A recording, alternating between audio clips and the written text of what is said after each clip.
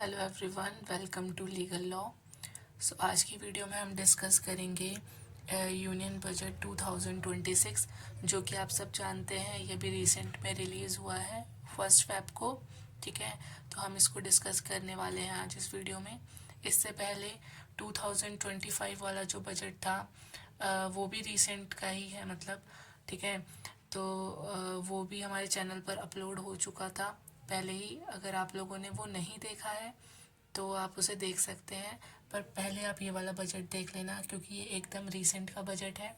और आप लोगों ने अगर PYQ देखे होंगे तो बजट में से हर बार क्वेश्चन आता है, मतलब ये एग्ज़ाम के लिए इम्पोर्टेंट टॉपिक रहने वाला है।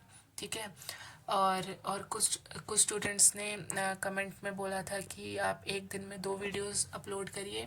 तो ठीक है, मैं ट्राई करूँगी कि आपके लिए एक दिन में 2 वीडियोस आएँ और आपका मतलब आपके जो टॉपिक्स हैं वो जितनी जल्दी कवर हो सके उतना मैं ट्राई करूँगी। ठीक है।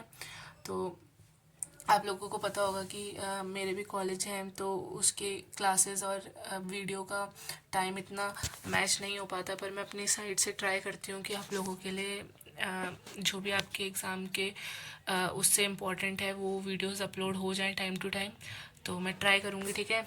तो ये वीडियो भी मैं अभी बना के तुरंत अपलोड करने वाली हूँ, तो आप इसे देखना एंड तक। और जितने भी इम्पोर्टेंट क्वेश्चंस हो सकते थे यूनियन बजट से रिलेटेड वो मैंने इसमें कवर करने का ट्राई करा है। ठीक है, तो स्टार्ट करते हैं हम। हमारा जो फर्स्ट और सबसे मेन जो क्वेश्चन है वो ये होता है कि एवरी ईयर जो बजट हमारा आता है वो कौन सी डेट को आता है। तो ये आप सबको पता होना चाहिए कि जो हमारा बजट रिलीज़ होता है वो हर साल 1 फ़रवरी को रिलीज़ होता है। ठीक है। और कौन रिलीज़ करता है बजट को, तो वो फाइनेंस मिनिस्टर रिलीज़ करती हैं। और हमारी फाइनेंस मिनिस्टर कौन है ये भी आपको पता होना चाहिए। तो जो हमारी फाइनेंस मिनिस्टर हैं वो है श्रीमती निर्मला सीतारमन। तो इन्होंने इस बार अपना 9th बजट प्रेजेंट किया था। ठीक है, ये बहुत इम्पोर्टेंट बनने वाला है टॉप क्वेश्चन, क्योंकि इस बार इन्होंने अपना 9th बजट प्रेजेंट करा है। ठीक है, ये आप याद रखना। अब इस देखते हैं ये इम्पोर्टेंट क्यों बना, क्योंकि जो सबसे हाईएस्ट बजट का रिकॉर्ड है वो है मोरारजी देसाई का। ठीक है, जिन्होंने 10 बार बजट प्रेजेंट करा है। ठीक है, और ये कुछ आगे की एडिशनल इन्फॉर्मेशन है, ये आप खुद पढ़ लेना। बस आपको इतना याद होना चाहिए कि निर्मला सीतारमन का इस बार ये 9th बजट था। और जो सबसे हाईएस्ट बजट रिकॉर्ड है वो है मोरारजी देसाई का, जिन्होंने 10 बजट प्रेजेंट करे हैं। ठीक है, टोटल 10 बजट प्रेजेंट करे हैं। और उसके बाद फिर हम देखते हैं सेकेंड हाईएस्ट जो है, अब मतलब निर्मला सीतारमन इनके इक्वल में आ गई हैं। ठीक है, तो पी चिदम्बरम जो थे उन्होंने भी 9 बजट प्रेजेंट करे हैं, तो ये भी आप याद रखना। ठीक है, फिर आता है इंदिरा गांधी, जो कि है हमारी फर्स्ट वुमेन फाइनेंस मिनिस्टर जो बनी थी वो थी इंदिरा गांधी। ठीक है, और इन्होंने भी एक बजट प्रेजेंट करा है, ये भी इसमें लिखा हुआ है। और फिर आती है हमारी निर्मला सीतारमन, जो कि है first full time women finance minister. ठीक है, ये आप पढ़ लेना। फिर हाँ, ये एक इम्पॉर्टेंट स्टैटिक का क्वेश्चन बन सकता है। इंडिपेंडेंट इंडिया के फर्स्ट फाइनेंस मिनिस्टर कौन थे। ठीक है, जिन्होंने हमारा फर्स्ट यूनियन बजट प्रेजेंट करा था और कौन सी डेट को करा था ये भी आप देख लेना। ठीक है, तो ये एक इम्पॉर्टेंट क्वेश्चन है। ये आप देख लेना। RK सन्मुखम चेट्टी, ये हमारे इंडिपेंडेंट इंडिया के फर्स्ट फाइनेंस मिनिस्टर थे। ठीक है, तो अब हम नेक्स्ट देखते हैं नेक्स्ट क्या है। तो अब जो हमारा नेक्स्ट इसका क्वेश्चन बनता है ये आप देख लो कि how long was the union budget speech by finance minister Nirmala Sitharaman. ठीक है, तो ये जो यूनियन बजट की स्पीच थी फाइनेंस मिनिस्टर ने जो दी थी वो कितने टाइम तक चली थी। तो 1 घंटा 25 मिनट चली थी ये। ठीक है, कभी कभी टाइम पूछ लेते हैं तो आप देख लेना। ये वीडियो आप पूरी एंड तक देखना। ठीक है, अगर आपको याद भी नहीं होगा ना तब भी अगर ऑप्शन आएंगे आपने पढ़ा होगा ना तो आप इजीली उसको लगा दोगे। ठीक है, MCQ में कुछ आंसर क्लिक हो जाते हैं माइंड में अगर आपने उसको देखा होता है तो इसको एंड तक अच्छे से देखना। एक बार देखोगे आप, फिर एक बार रिवीजन के लिए दोबारा देखना, तो आसानी से आपको याद हो जाएगा। ठीक है, फिर है तो जो निर्मला सीतारमन है ना, उनका एक फैक्ट है कि ये longest serving in continuous office, मतलब ये दो, जैसे ऐसा नहीं है कि एक बार फाइनेंस मिनिस्टर बनी उसके बाद कुछ टाइम बाद कोई और आया फिर दोबारा बनी, ऐसा नहीं है। ये इन्होंने लॉन्गेस्ट सर्व करा है एकदम कंटिन्यूस ऑफिस में, ठीक है। तो ये एक बात आप याद रखना, अगर ऐसा कोई क्वेश्चन आ जाए ना, कौन सी ऐसी फाइनेंस मिनिस्टर हैं जो longest serving in continuous office है, तो वो निर्मला सीतारमण आएंगी, ठीक है। फिर है, ये मैंने आपको बता ही दिया कि इनका रिकॉर्ड क्या बना है, 9 कॉन्जिक्यूटिव बजट, मतलब लगातार 9 बार इन्होंने प्रेजेंट करा है, ठीक है। अभी तक ऐसा किसी ने नहीं करा है, तो ये भी इम्पोर्टेंट है, याद रखना। फिर है, पीएम मोदी ने इसके बारे में क्या बोला है, मतलब एक रिमार्क दिया था इस चीज़ पे कि Modi called it a movement of pride in India's parliamentary tradition, ठीक है। ये लाइन आप याद रख लेना। अगर ऐसा बोलें कि ये रिमार्क किसने दिया था, तो आपको पता होना चाहिए कि ये remark prime minister Narendra Modi द्वारा दिया गया था, ठीक है, कि movement of pride in India's parliamentary tradition. Okay, I hope आपको यहाँ तक समझ आ रहा होगा। अब हम नेक्स्ट देखते हैं, which word was use most frequently by Finance Minister Nirmala Sitharaman in her 2026 budget speech, ठीक है। तो उन्होंने बहुत, मतलब जो एकदम फ्रिक्वेंट वर्ड यूज़ करा था वो था टैक्स। उन्होंने टैक्स के बारे में बार बार बोला था। तो ऐसे क्वेश्चंस भी आपके एग्ज़ाम में आप देख सकते हो, तो इसलिए सब पढ़ के जाना, कुछ छोड़ के मत जाना, ठीक है, क्योंकि आपको नहीं पता कि कौन सा क्वेश्चन उसमें आ जाए। तो ये हो गया, ठीक है। मोस्ट फ्रिक्वेंटली तो टैक्स यूज़ करा था उन्होंने, टैक्स वर्ड यूज़ करा था अपनी स्पीच में। फिर हमारा नेक्स्ट है, for the first time in Indian budget history the budget was presented on, ठीक है। तो ये सबसे इम्पोर्टेंट क्वेश्चन मुझे लगता है, क्योंकि ऐसा कोई चीज़ आ जाए ना जो हिस्ट्री में पहली बार हुई है, तो वो इम्पॉर्टेंट हो जाता है अपने आप एग्ज़ाम के लिए। तो ये फर्स्ट टाइम है इंडियन बजट की हिस्ट्री में कि कोई बजट संडे के दिन प्रेजेंट हुआ है, ठीक है। तो इस बार 1 फैब संडे को पड़ा था, तो ये एक इम्पॉर्टेंट क्वेश्चन बन जाता है, क्योंकि आज से पहले संडे को कोई भी बजट प्रेजेंट नहीं हुआ है, तो ये आप याद रखना। अब जो हमारा नेक्स्ट है वो है the public capital expenditure in fiscal year या finance year was ₹2 lakh crore. What is the propose allocation for finance year 26-27, ये फाइनेंस ईयर है, ठीक है। तो इस बार का है 12.2 लाख करोड़, ठीक है। जो कि देखो, पब्लिक कैपिटल एक्सपेंडिचर यहाँ पे अगर मेंशन किया हुआ है कि फाइनेंशियल ईयर 2014 और 15 में 2 लाख करोड़ था, तो इस बार क्या है, तो ऐसा क्वेश्चन पूछ सकते हैं ना। अगर कोई चीज़ मेंशन हुई है तो आपको इस बार का दे देंगे कि 26 वाले बजट में 12.2 लाख करोड़ था, तो 14-15 वाले बजट में क्या था, तो ये आप दोनों याद रख लेना, ठीक है। तो ये पब्लिक कैपिटल एक्सपेंडिचर की बात हो रही है। फिर हमारा नेक्स्ट है, what are the estimated non डेप्ट receipt of the union budget, ठीक है। तो एस्टिमेटेड नॉन डेप्ट रिसिप्ट कितनी है, तो 36.5 लाख करोड़ है, ये भी देख लेना। उसके बाद है, what are the estimated expenditure of the union budget, तो ये है 53.5 लाख करोड़, ठीक है। तो इसको आप एक बार बस आइडिया ले लेना, बाकी ये वाला तो एक बार देख लेना। बाकी नॉन डेप्ट रिसिप्ट और एस्टिमेटेड एक्सपेंडिचर अगर आपसे याद हो तो याद कर लेना, नहीं तो एक बार बस थोड़ा रीड कर लेना या वीडियो में बार बार देख लेना, क्या पता माइंड में क्लिक हो जाए आपको। फिर आता है हमारा the centre next tax receipt for 26/7 are estimated at, तो ये है 28.7 लाख करोड़, ठीक है। ये हमारी है सेंटर की नेट टैक्स रिसिप्ट, ठीक है। अब जो हमारा इम्पोर्टेंट है एग्ज़ाम के पॉइंट ऑफ व्यू से, ये फिजिकल डेफिसिट वाला क्वेश्चन है, क्योंकि फिजिकल डेफिसिट बहुत बार एग्जाम्स में पूछा जाता है।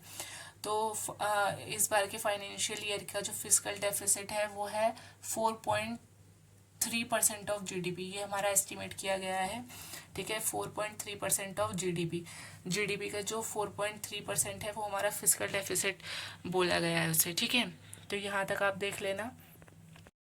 देखो, फिर जो हमारा एक और इम्पॉर्टेंट क्वेश्चन बनता है मेरे अकॉर्डिंग, वो ये है कि इस बार 3 पिलर्स ऑफ कर्तव्य के बारे में बात की गई है, तो अब वो आपको 3 पिलर पता होने चाहिए। अब देखो, कर्तव्य क्या होता है, कर्तव्य होता है ड्यूटी, ठीक है।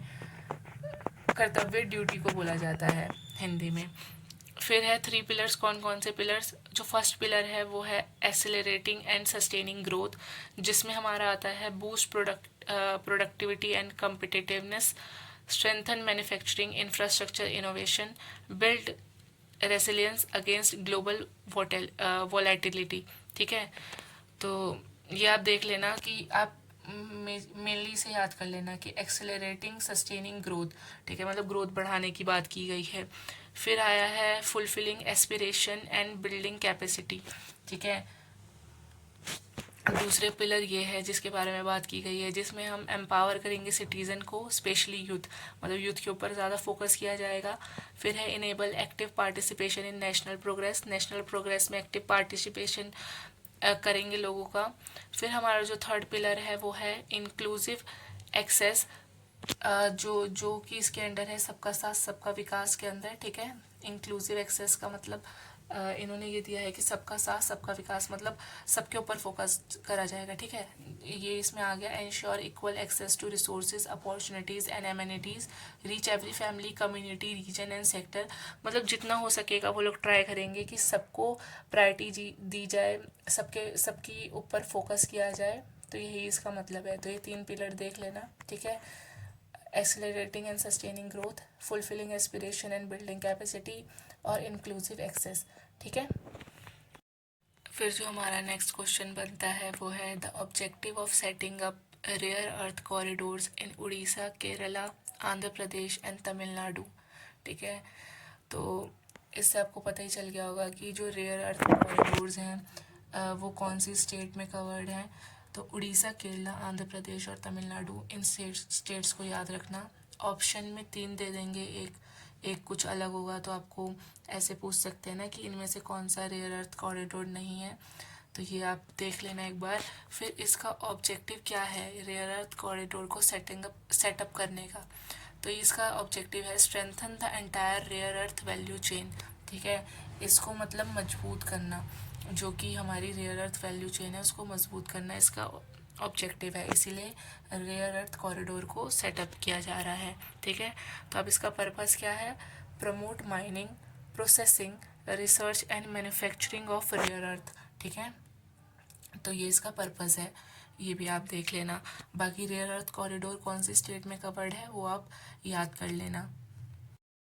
अब जो हमारा नेक्स्ट क्वेश्चन है, according to the budget document how many individual have exited multi dimensional poverty so far.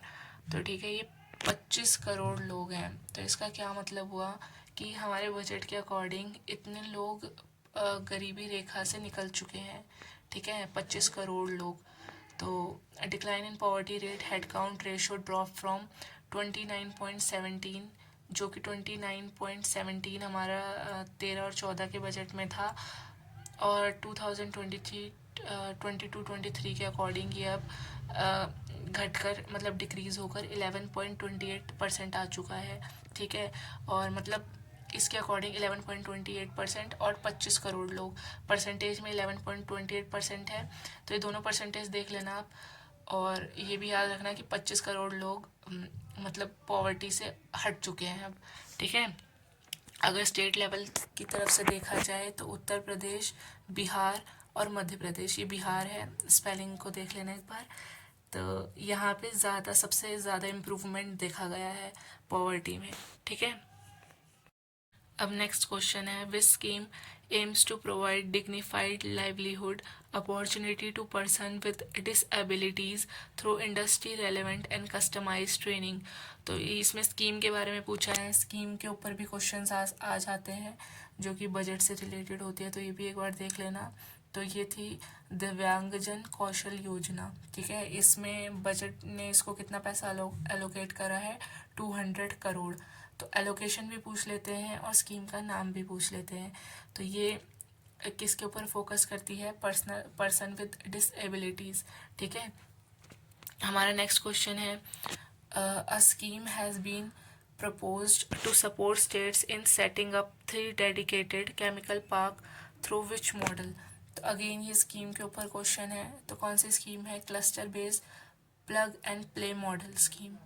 Okay, अब हमारा नेक्स्ट है अंडर बजट 26-27 द बायोफार्मा शक्ति scheme ₹10,000 crore outlay spread over how many years. तो ये एक स्कीम है biopharma शक्ति स्कीम। तो ये कितने सालों के लिए स्प्रेड हुई है? तो ये 5 साल के लिए स्प्रेड हुई है। ठीक है, ये आप देख लेना। और यहाँ कुछ फुल फॉर्म है, क्योंकि बजट से रिलेटेड फुल फॉर्म भी हमारे एग्ज़ाम में पूछी जाती है, हमने पिछले साल देखा था। तो इसलिए अगर मुझे कोई फुल फॉर्म दिखी हैं तो जिसके आने के चांसेस हो सकते हैं, तो मैंने वो भी यहाँ पे मेंशन करी है। फुल फॉर्म तो पढ़ ही लेना, ठीक है, फुल फॉर्म पूछी जाती है एग्ज़ाम में। तो NIPER की एक फुल फॉर्म है national institute of pharmaceutical education and research. फिर यहाँ पे आती है CDSCO की फुल फॉर्म, जो कि है central drug standard control organisation. ठीक है, इन दोनों के बारे में हमारे बजट में डिस्कस हुआ है, इसलिए फुल फॉर्म भी एग्ज़ाम में आ सकती हैं। तो यहाँ पे देख लेना और याद कर लेना।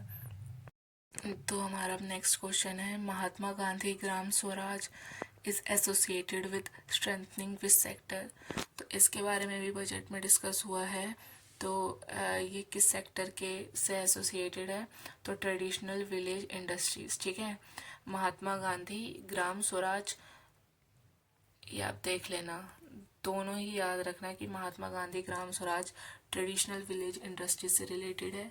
और अगर ट्रेडिशनल विलेज इंडस्ट्री दे के महात्मा गांधी ग्राम स्वराज पूछ ले, वो भी पता होना चाहिए। ठीक है, तो ये इनिशिएटिव क्यों लिया गया है? खादी को बूस्ट करने के लिए, हैंडलूम, हैंडीक्राफ्ट, ठीक है, इन सबको मतलब हाथ से बनी हुई चीज़ों को बूस्ट करने के लिए ये इनिशिएटिव आया है। और फिर उसकी ग्लोबल लिंकेज भी करेंगे, मतलब बाहर भी ये सामान बेचा जाएगा। ठीक है, तो मतलब इसको बढ़ावा देने के लिए है ये। नेक्स्ट है हमारा the container manufacturing scheme has an outlay of ₹10,000 crore over. तो कितने साल के लिए है ये? 5 साल के लिए है। फिर हमारा नेक्स्ट आता है how many high speed rail corridors does the government plan to develop as growth connector between cities. तो गवर्नमेंट 7 रेलवे कॉरिडोर्स को बनाने का सोच रही है, मतलब प्लान करा है। ठीक है, और जो वो कॉरिडोर्स कहाँ कहाँ के हैं, तो ये यहाँ पे मेंशन है, पढ़ लेना। मुंबई पुणे, चेन्नई बेंगलुरु, पुणे हैदराबाद, हैदराबाद बेंगलुरु, हैदराबाद चेन्नई, चेन्नई बेंगलुरु, दिल्ली वाराणसी, वाराणसी सिलीगुड़ी। ठीक है, तो ये टोटल 7 कॉरिडोर्स बनाने का प्लान करा है गवर्नमेंट ने, हाई स्पीड रेल कॉरिडोर्स। तो ये आप देख लेना। फिर नेक्स्ट क्वेश्चन है India semiconductor mission 2.0 aims to. तो ये जो सेमी कंडक्टर मिशन 2.0 है, इसका एम है develop full stack Indian IP and strengthen supply chains. ठीक है, तो ये आप देख लेना। इसका आउटले है 1,000 करोड़ का इस बार जो बजट में दिया गया है। फिर हमारा नेक्स्ट क्वेश्चन है a single category of information technology service will have a common safe harbour margin of. ठीक है, तो single category of information technology service का जो मार्जिन है वो 15.5% दिया गया है। ठीक है, तो ये भी देख लेना कि एलिजिबिलिटी लिमिट रेज फ्रॉम, मतलब 300 करोड़ पहले होती थी, उसको 2000 करोड़ टर्नओवर में इंक्रीज़ किया गया है। ठीक है, कोई चीज़ इंक्रीज़ होती है ना, तो उससे क्वेश्चन बन जाता है, तो ये एक बार आप देख लेना। फिर जो नेक्स्ट है हाउ मैनी न्यू NIPER, इसकी फुल फॉर्म हमने ऊपर डिस्कस कर ली थी। Institution will be establish under biopharma शक्ति। तो ये एक स्कीम थी, तो इसमें 3 ये इंस्टीट्यूशन इस्टेब्लिश हुए हैं। ठीक है, ये फुल फॉर्म अगर इसमें बजट में डिस्कस हो गई है ना, तो ये एग्ज़ाम के लिए इम्पोर्टेंट बन जाती है। तो आप ये फुल फॉर्म मत छोड़ के जाना, अच्छे से पढ़ लेना कि आपको याद हो जाए। फिर हम देखते हैं हाउ मेनी ड्रग्स और medicine will have basic custom duty exempted. तो 17 ड्रग और मेडिसिन है जिसमें कि जिसको बेसिक कस्टम ड्यूटी से हटा रखा है, मतलब इस पर कोई भी कस्टम ड्यूटी नहीं लगेगी। ठीक है, तो ये नंबर आप याद रख लेना। फिर है the electronic component manufacturing scheme ECMS। ठीक है, अगेन ये एक फुल फॉर्म आ गई है। Launch in April 2025 has proposed an increase outlay of ₹40,000 crore mainly to. ठीक है, तो ये किस लिए इन्होंने इंक्रीज़ करा है? Capitalise on strong investment momentum exceeding targets.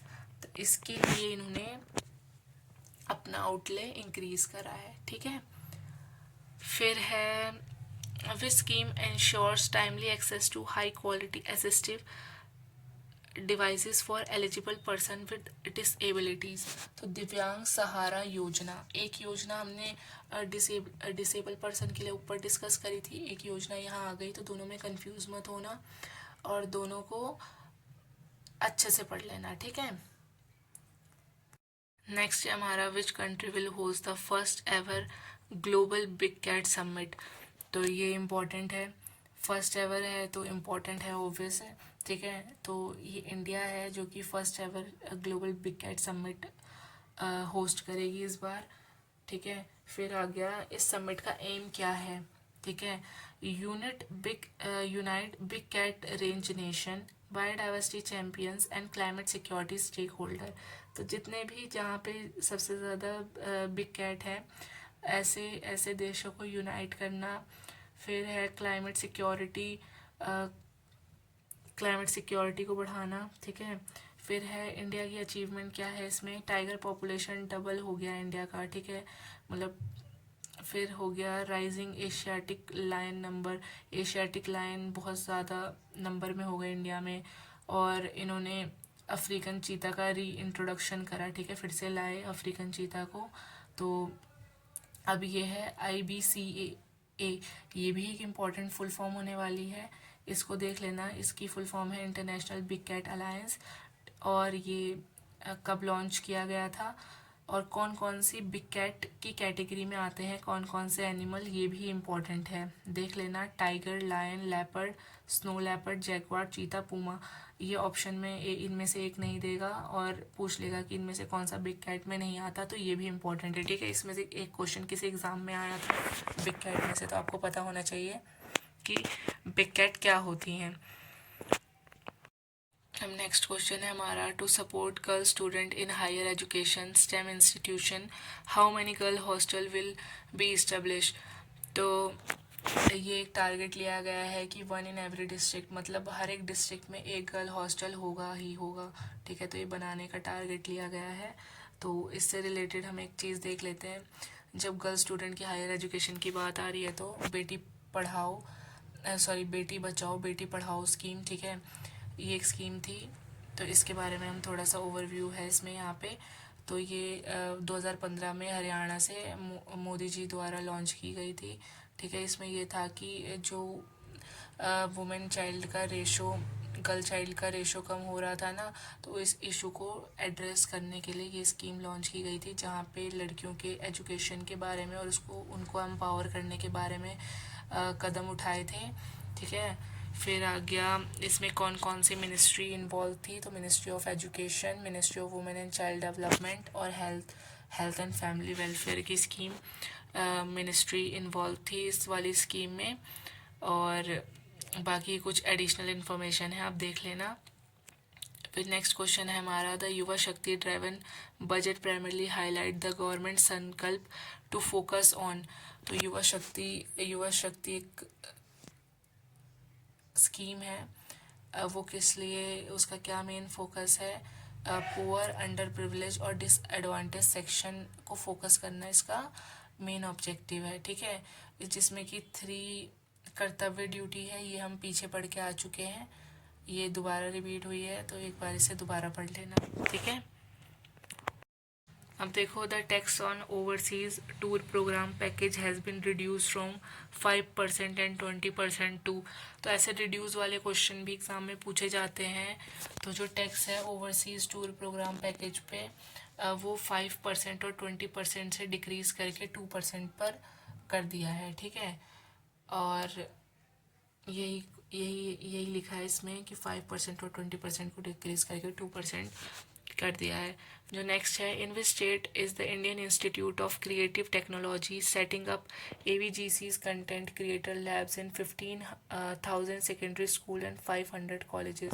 तो ये महाराष्ट्र में हुआ है, इसको ऑरेंज इकोनॉमी का नाम दिया गया है, ये भी पढ़ लेना। फिर है the under the Khelo India mission the government plan to transform the sports sector over 10 years, ठीक है। स्पोर्ट्स सेक्टर को 10 साल में ट्रांसफॉर्म करने का टारगेट है, ये भी देख लेना। फिर नेक्स्ट है, what is the primary purpose of Bharat विस्तार। तो भारत विस्तार का प्राइमरी पर्पस क्या है? Integrate agri stack porters and ICAR agriculture practices using AI, artificial intelligence को यूज़ करके ये सब डेवलप करने का प्लान है। ठीक है, ये देख लेना आप। फिर भारत विस्तार की फुल फॉर्म यहाँ पे लिखी हुई है, virtually integrated system to access agriculture resources. तो इसमें यही है कि एग्रीकल्चर स्टैक पोर्टल को ICAR पैकेज से ये लोग लिंक करेंगे, जो कि हम यहाँ पे पढ़ चुके हैं। ठीक है, यही प्राइमरी पर्पस है भारत विस्तार का।